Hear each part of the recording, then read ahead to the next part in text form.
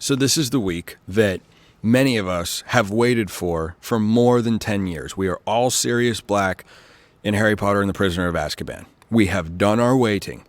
And EA College Football, it is essentially here. Some of you might be playing it by the time you listen to or watch this show. So I think this is going to be so fantastically good. Not just because I think the game is being well developed. And there was a Twitch stream with a couple producers on the game who I thought did a remarkably good job laying out the details that are going into this game that give you the most, what's the word I'm looking for? The most immersive, the most enhanced college football experience. I loved this game is coming back. I played this game as a kid so much. I've played the revamped version that went around online. I played NCAA 14. I've played Online Dynasties. I'm such a massive fan of the game. And I think the attention to detail in this game is going to really, really excite the people that play it, which will eventually include myself. Tragically, I won't be able to play it until late next week because I'm on the road. I'm here in Dallas. Next week, I'm in Indianapolis for Big Ten Media Days, and so I'm not going to be home to be able to play it.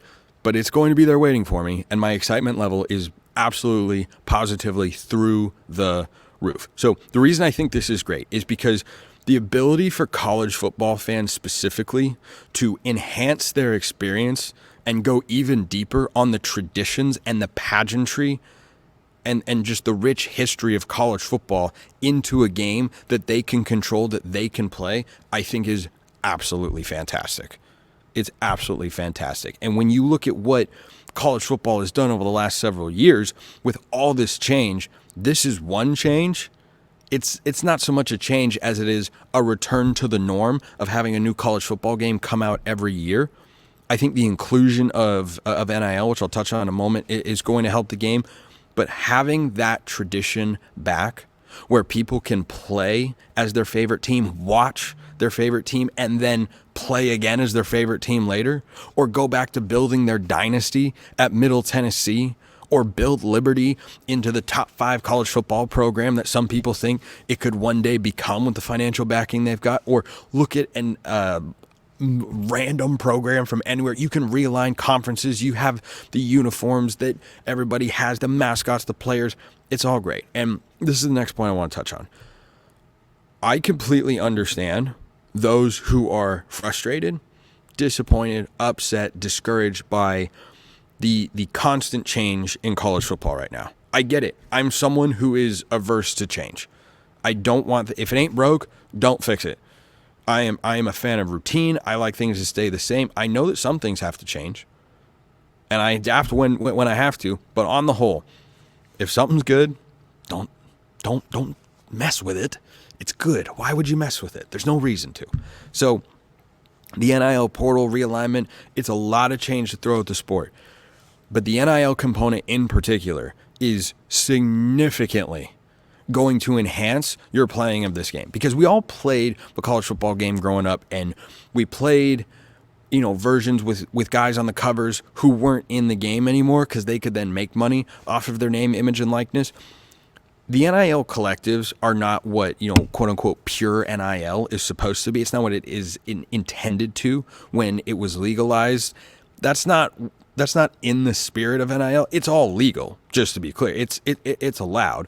It's just not what I think the fundamental push behind NIL legalization had in mind. Their point, one which I agree with, is if you are a well-known college football player and you have an athletic department that is putting your face on tickets or publicizing you on posters or using you in social media posts or selling jerseys with your number on it, you should be able to get a kickback of that money. I don't think that part of NIL is even that controversial. But before you go bashing NIL and it's all bad, it's all terrible, just remember, you're going to play a game, if you're an EA College Football 25 fan, that has Travis Hunter and Quinn Ewers and Donovan Edwards on the cover of it, and those guys are going to be in the game. The last game that came out, 2013, it was NCAA 14. Denard Robinson was on the cover. He wasn't in the game. He wasn't there. That wasn't a thing. You couldn't then play with him in the game. He had to have moved on. He had to be out of college. This is a substantial benefit and creates an experience that we've never actually had before as players of the college football video game. Because, yeah, there have been rosters that get made over the years that, are available online. You download and you put them in, but it's not the same. It's not the same because now you have actual guys in there, their throwing style, their number, their mannerism, the name on the back of their jersey, that sort of stuff. Those little details that we didn't have before, I think is going to make this game feel even more special. Because before, if you were, say, a fan of Alabama back in the day, sure, you could hand the ball off to halfback number 2 and know that it's Derrick Henry because he's listed at 6'3", 240 pounds. But now you're going to see it. Now you're going to feel it. It's going to be a whole new experience. It's similar in the sense that it's a college football video game. And we all know what those are. And we all know why those are great. Because I can build Army into a powerhouse, win a national championship, and then bolt because Ball State has got an opening. And I want to go build them up from a bottom dweller in the Mid-American Conference to a national powerhouse in college football. And I want to establish recruiting pipelines. I want to bring in certain types of players. I want to have my own playbooks. And I mean, the whole 9 yards is just such an experience to enhance our enjoyment of this wonderful, as I say on every show, the greatest sport on earth, college football. So I'm so excited to play. I'm so excited to play. I've seen all these clips. I've watched all these, videos about what's in the game and announcers talking about it. The marketing on this thing has just been chef's kiss. It has been flawlessly executed. They give you a little bit here. They give you a little bit there. They give you a little bit more and a little bit more and a little bit more. And now, anyone listening to or watching the show who's going to plan to play the game, how much higher could your excitement level be? I'm trying to remember the last time I was this excited for a video game. I don't know that I've ever been this excited to have a video game. Not just because of the return of something that was taken away from us long ago as college football fans, but because of what this game is being billed as. The stakes are high. The reviews for those who have played the game are very high.